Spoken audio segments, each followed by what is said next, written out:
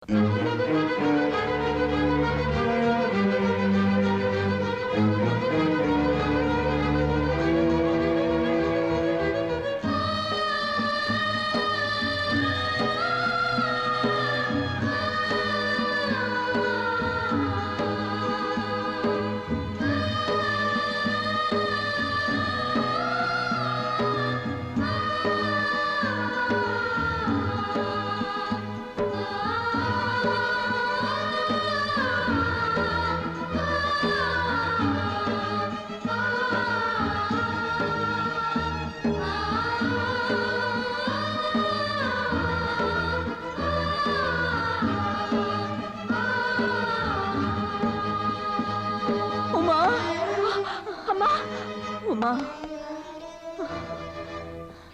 ఊరిపాక వేయటంలో మీ నాన్నగారికి ఎన్నో సమస్యలుండొచ్చు. ఈ మధ్య నాకేదైనా జరిగితే నా అంత్యక్రియలకి ఇదిగో ఈ ఉంగరం అమ్మి జరిపించమని చెప్పు. నా గురించి బాధపడద్దని చెప్పు. అబ్బా ఉమా, పాక వెయ్యమను, గృహప్రవేశం జరిపించమను, ఆహ్వాన పత్రిక అందరికీ ఇవ్వమను. ముఖ్యంగా ఆనందికి, పార్వతికి, శంకర్కి, సులోచనకి.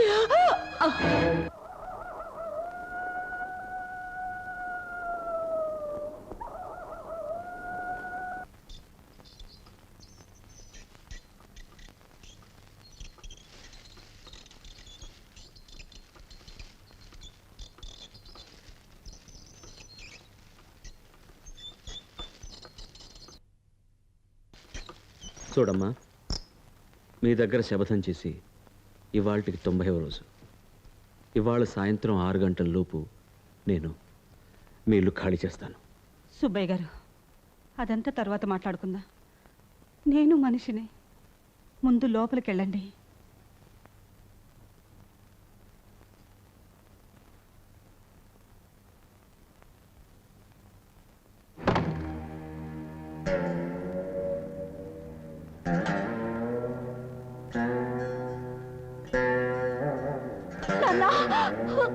నాన్న, మీరు బయటికి వెళ్ళొచ్చేలాగా అమ్మ అమ్మ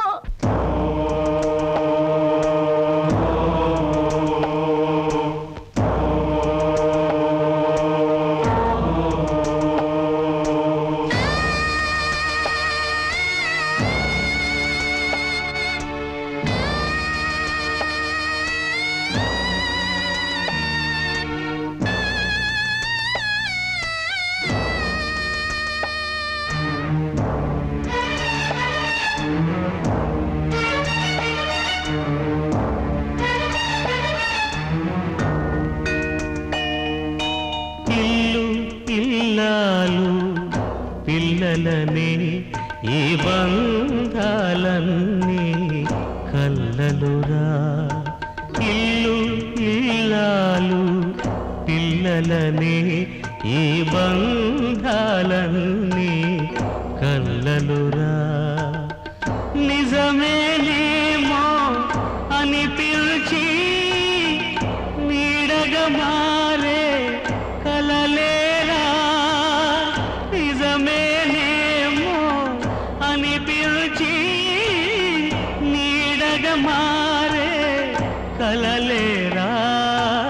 ఇల్లు ఇల్లాలు పిల్లలనే ఈ బంధాలన్నీ కల్లలురా.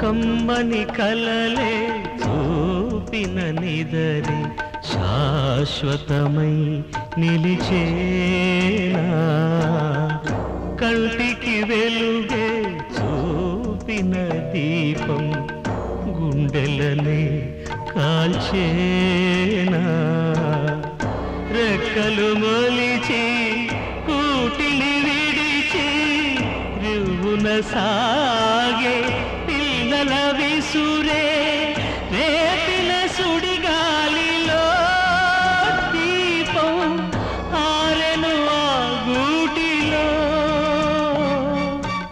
ఇల్లు ఇల్లాలు పిల్లలనే ఈ బంధాలనే కల్లలురా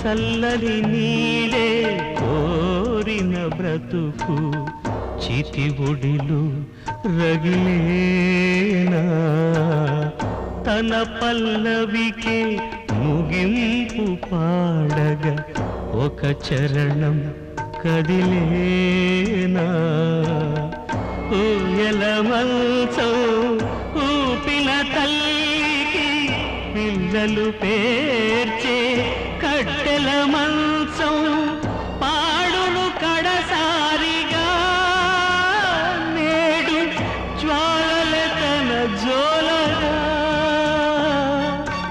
ఇల్లు ఇల్లాలు పిల్లలనే ఈ బంధాలనే కల్లలురా నిజమేమో అనిపించి నీడగా మారే కలలేరా ఇల్లు ఇల్లాలు పిల్లలనే ఈ బంధాలనే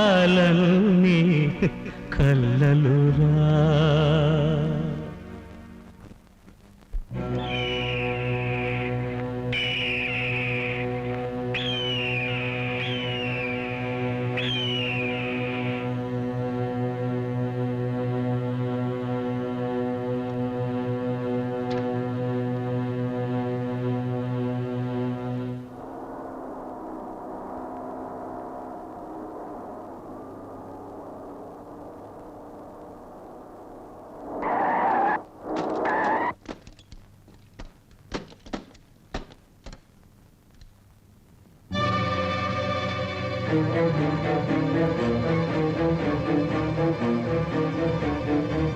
ఆగండ్రా, ఇది నా స్థలం. ఎవరైనా లోపలికొచ్చారా ఒక్కటే దెబ్బ, బుర్ర బద్దలైపోతుంది. జాగ్రత్త. నాన్న మీకేమైనా పిచ్చెక్కిందా? కన్న కొడుకులం మేము బ్రతుకుండగానే మాకు కబురు పంపకుండా అమ్మ శవాన్ని ఎలా తీసుకొచ్చారు? ఎవరైనా చచ్చిపోతే ప్రాణంతో ఉన్న వాళ్ళకే కబురు పెడతారు, చచ్చిన వాళ్ళకి కాదు. నాకు సంబంధించినంత వరకు నువ్వు ఎప్పుడో చచ్చిపోయావు. నాన్న నాన్న గిన్న అన్నావంటే నిలబడ్డ చోటే నీకు సమాధి కట్టేస్తాను. జాగ్రత్త. నాతో చెప్పకుండా నీ పెళ్ళాన్ని తీసుకుని నువ్వు ఇల్లు వదిలిపోయావు. నీతో చెప్పకుండా నా పెళ్ళాన్ని మోసుకొని నేను ఇక్కడికి తెచ్చాను. రెంటికి చెల్లు. మావయ్య. మావయ్య అలా పిలవద్దమ్మా. ఒరే బ్రోకరు అని పిలవమ్మా. నీకు కావలసిన మగాడు నీకు దొరకగానే నన్ను బ్రోకర్ లాగే కట్ చేసావు కదమ్మా. ఒరే బ్రోకరు అనే పిలువు, కమిషన్ లేని బ్రోకర్. మిస్టర్ వెంకటయ్య, నువ్వు చస్తే నే రాను, నే చస్తే నువ్వు రాకు అన్నాను. కానీ చనిపోయింది నా భార్య మాత్రమే కాదు, నీకు చెల్లెలు కూడా. చూసే హక్కు నీకుంది. నువ్వు వెళ్ళి చూడు. మరి నా కూతురు అల్లుడు? బంధుమిత్ర సపరివారంగా విచ్చేయడానికి ఇది పెళ్లి కాదు బావయ్య, చావు. కోటేశ్వరరావు గారు, విశ్వాసం లేని ఒక కుక్క కోసం నేను మీతో పోట్లాడాను. అయినా అవన్నీ మర్చిపోయి మీరు నా భార్య చావుకొచ్చారు. చాలా సంతోషం. మీరు వెళ్ళి చూడండి. నువ్వు చూడమ్మా. నాన్న హలో, ఢిల్లీయా? నా కొడుకు శంకరా? నాన్నను మాట్లాడుతున్నాను బాబు, శ్మశానం నుంచి మాట్లాడుతున్నాను. మీ అమ్మ చచ్చిపోయింది, నువ్వు వెంటనే రా. ఇదేంట్రా లైన్ ఇంత క్లియర్గా ఉంది? నువ్వు ఢిల్లీ నుంచి మాట్లాడటం లేదా, బెజవాడి నుంచి మాట్లాడుతున్నావా? ఎప్పుడొచ్చావురా బెజవాడికి? మీ అమ్మ దగ్గర మీరన్న ఆఖరి మాట ఏమిటి సార్? నన్ను ప్రశాంతంగా బ్రతకనివ్వండి కదా. నేను ఇప్పుడు మిమ్మల్ని ప్రార్థిస్తున్నా, నా భార్య శవాన్నైనా ప్రశాంతంగా కాలిపోనివ్వండి. రామ్మ, సులోచన, ఎలా ఉన్నావు? మీ ఆయనేరి? బిజినెస్ పని మీద బాంబే వెళ్ళారు. అంటే నీ మొగుడు బాధ్యత తెలిసి బిజినెస్ చేస్తున్నాడు అంటావు. పోన్లే, నేను ధర్మపిండం తిట్టినందుకు నీకు ప్రయోజనం కనపడింది. అది సరే, ఏంటమ్మా ఇంత దూరం వచ్చావు? నేను అమ్మని చూడొచ్చా? అయ్యయ్యో, నువ్వు వస్తావని ముందే చెప్పకూడదా తల్లి? మీ అమ్మని ఇప్పుడే దహనం చేశాను. అబద్ధం చెప్పకండి అన్న. బీరువాలో పెట్టిన గొలుసు తాకట్టు పెట్టానని నువ్వు అబద్ధం చెప్పొచ్చు, నేను చెప్పకూడదా? మీ అమ్మని నేను దహనం చేసేశాను.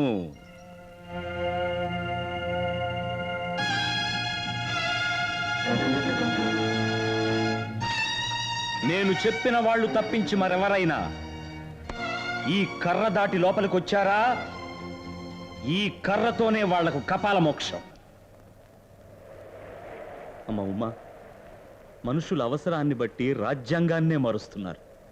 మనం శాస్త్రాన్ని సంప్రదాయాన్ని మారిస్తే తప్పే లేదు. నా కొడుకులెవ్వరికీ తల్లికి తలకొరువు పెట్టే అర్హత లేదమ్మా. ఆడవాళ్ళు ఈ లోకంలో ఎన్నో గొప్ప గొప్ప పనులు చేస్తున్నారు. నా కోసం నువ్వు ఘనకార్యం చేస్తావమ్మా? చెప్పండి నాన్న.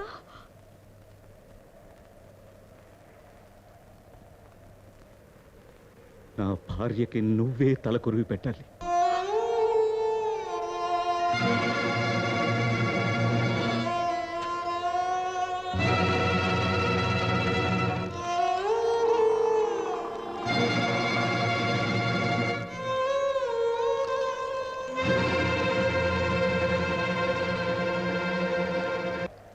మంచి సమయానికి వచ్చావు. నువ్వు నాకు సాయం చేస్తావా? చెప్పండి మావయ్య. చితి మీద ఉన్న నా భార్య కాలిపోయేలోగా నువ్వు నా కూతురు చెయ్యి అందుకోవాలి. నా భార్య మిమ్మల్ని ఆశీర్వదించాలి.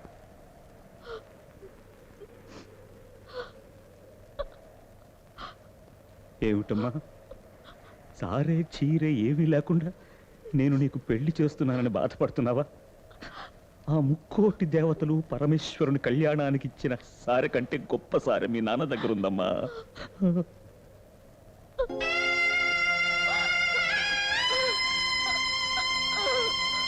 దీన్ని నువ్వు చివరి దాకా తీయకూడదు. నాకు మీ అమ్మని చూడాలనిపించినప్పుడల్లా ఈ ఉంగరం చూడడానికి వస్తానమ్మా. తోడుగలడు.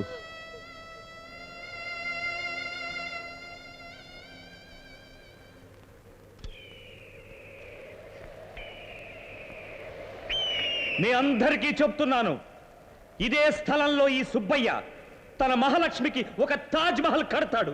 కట్టందే చచ్చిపోడు. ఆ రోజు మీ అందరికీ నేను ఆహ్వాన పత్రిక పంపిస్తాను. అప్పుడు రండి, వెళ్ళండి. నీ తోడు కడలే నీ రుణపడితేనే నే నీడకై నేడు గుడి కడుదునే. ఆ గుడిని కొలువుచ నడిపించుతా